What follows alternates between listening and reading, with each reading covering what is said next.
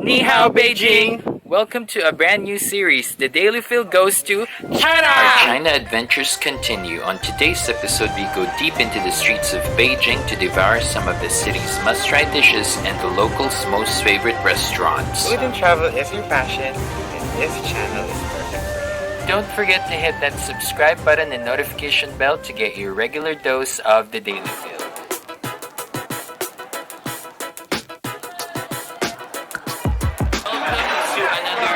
Episode of the Daily Feel. We are right here in Beijing, China.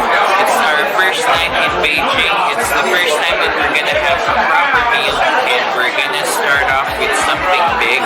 We're gonna eat considered one of the national dishes right here in China. We're gonna have the world famous Peking duck.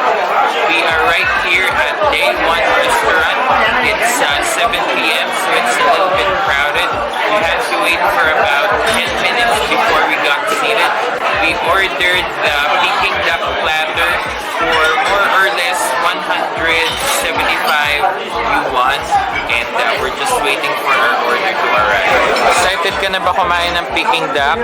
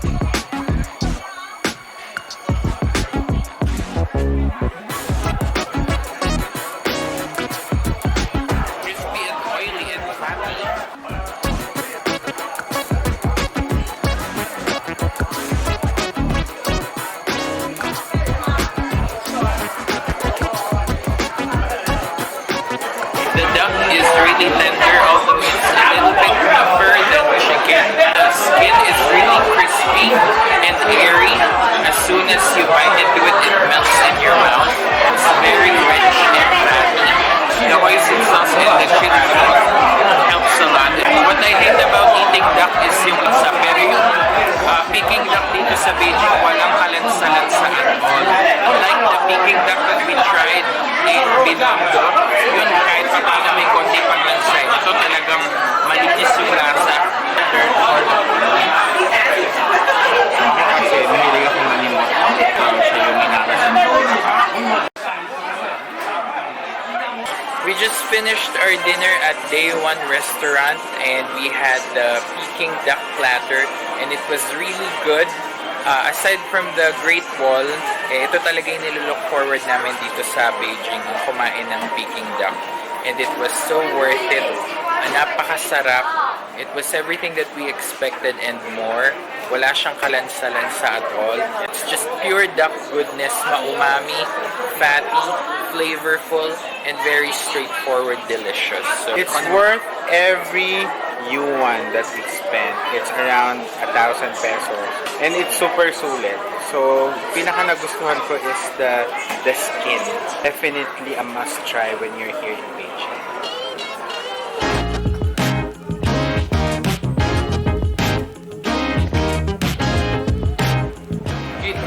Everybody, it's day 2 of our Beijing adventures. Kanina nagpunta kami sa Tiananmen Square at sa Forbidden City.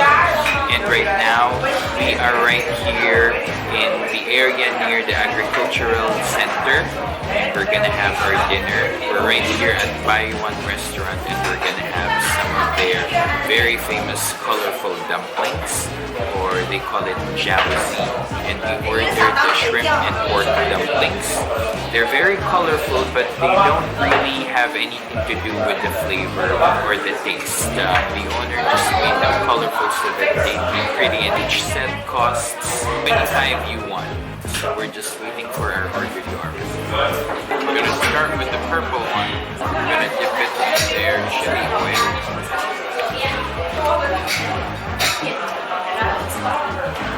Try the green one.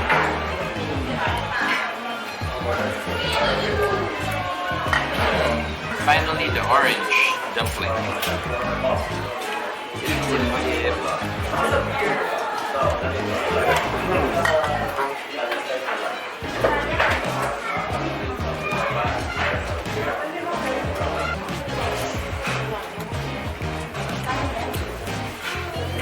Dumplings are really huge.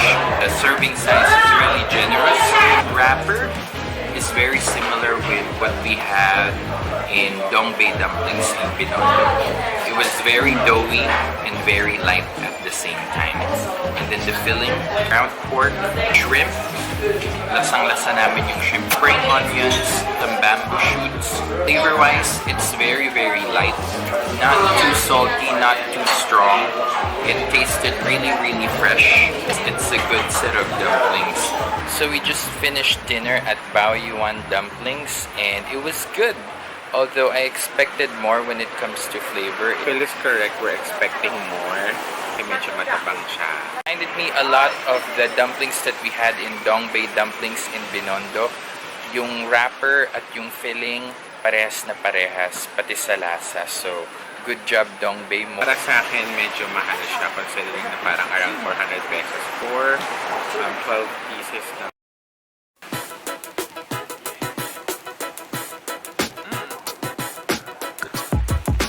Papatuloy po namin ang aming trip episode. Natapos lang namin magpunta sa Great Wall and we had a great time at dumiretso kami dito sa Lao's Fire Pot for our dinner. This is just a couple of blocks away from Beijing Jiao station. Ang specialty nila ay ang Mutton, which is a young sheep's meat. This is the first time that we're trying mutton. The owner was nice enough to demonstrate to us how to do it. It works just like any other hot pot wherein you dip the thin slices of meat onto the hot pot. You dip it on their special sesame sauce that they mixed with like coriander and some onions. So we're gonna give it a try right now.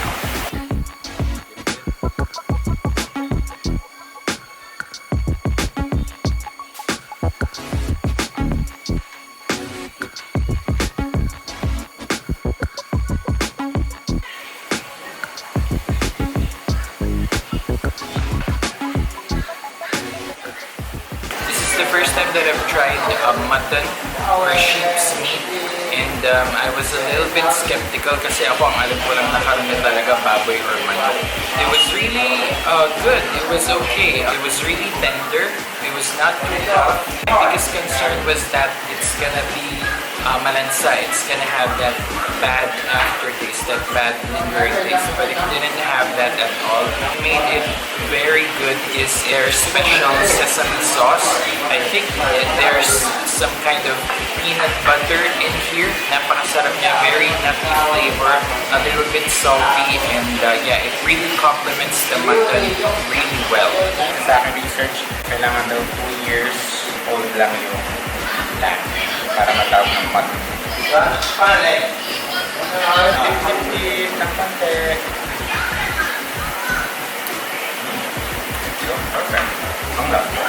So we just finished our dinner at Lao Liu's Hot Pot and it was really good. It's such a great introduction to mutton. We've never tried sheep's meat before and we never thought that we'd liked it. I think what made this hot pot really special is their dipping sauce, sesame and peanut butter. So for that, we're gonna give it a 5 out of 10.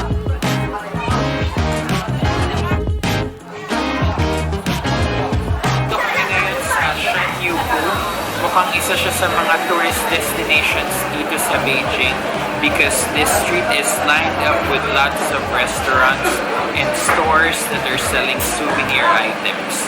Nandito kami ngayon sa Shun. Kain kami ng Jiang Mian or noodles in sweet bean sauce, more popularly known as Beijing sauce.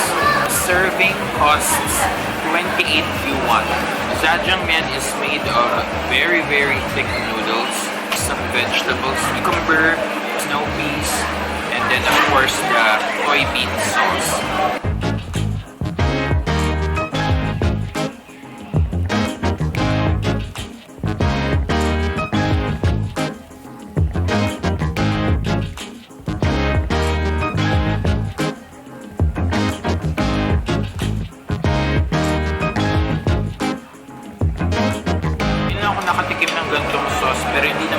very unfamiliar sa panlasang Pilipino. Parang palasa niya actually yung tause. Noodles were very thick, very chewy, very doughy, similar to soba noodles pero mas makapal. The soybean sauce, it has that fermented taste, an earthy taste.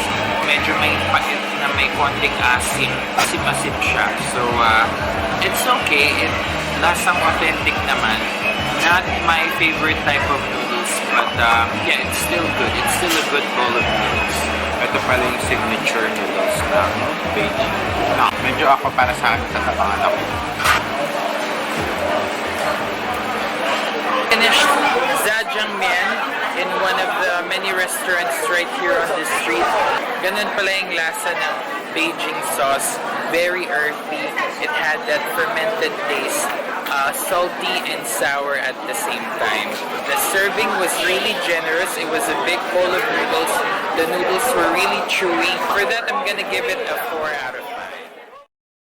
Next time on the Daily Fill, the team travels to one of the Philippines' most favorite overseas destination, the Lion City of Singapore. This is the Daily Fill, conquering the world one country at a time using a Filipino passport. Until next time, Travel now, bills later. 谢谢。